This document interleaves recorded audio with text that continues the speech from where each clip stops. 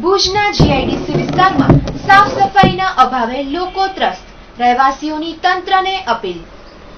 ભુજ શહેરના જીઆઈડીસી આવાસમાં સાફ સફાઈનો અભાવ હોતા ત્યાંના રહેવાસીઓ ત્રસ્ત થયા હતા, જેથી ત્યાંના રહેવાસીઓ દ્વારા સરકારને એવી અપીલ કરાઈ હતી કે આ બાબતે કોઈ યોગ્ય પગલાં લેવા, જેથી આ ગંદકીના કારણે થતું નુકસાનથી બચી શકાય।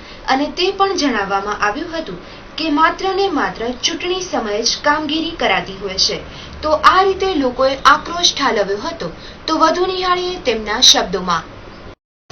બેન, આપનું શું નામ ને આપણે કઈ જગ્યાએ ઉભા છીએ? મારું નામ ભાનુશાલી વનિતા છે।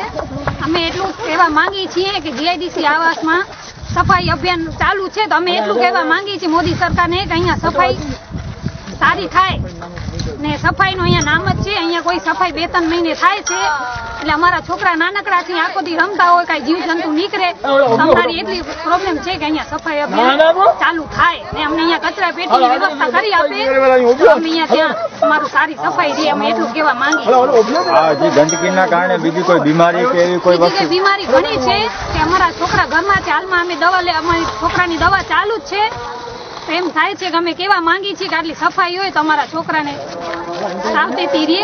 એક મધ્યમ વર્ગનો પરિવાર હોય, રોજ કમાઈને રોજ ખાતો હોય અને હોસ્પિટલમાં અવારનવાર જવું પડે, તેના વિશે તમે શું કહેશો? અમે એ જ કહેવા માંગીએ છીએ કે અહીંયા સફાઈ હોય તો અમારા જેવા અમે એવા છીએ કે રોજ કમાઈને રોજ ખાઈએ છીએ, પણ મજૂર માણસ છીએ, અમે કામ કરવા જાય કે અમારા પાછળ ધ્યાન દે, એટલે આપણે સફાઈ માટે અમારું કેવું છે કે સફાઈ અહીંયા રહીએ, બીજું અમને કાંઈ નથી પાણીની સગવડ, નથી ગટરની સગવડ, નથી રોડની સગવડ, અહીંયા કાંઈ સગવડ જ અમને નથી મળતી, તો અહીંયા શું અમે નથી રહેતા?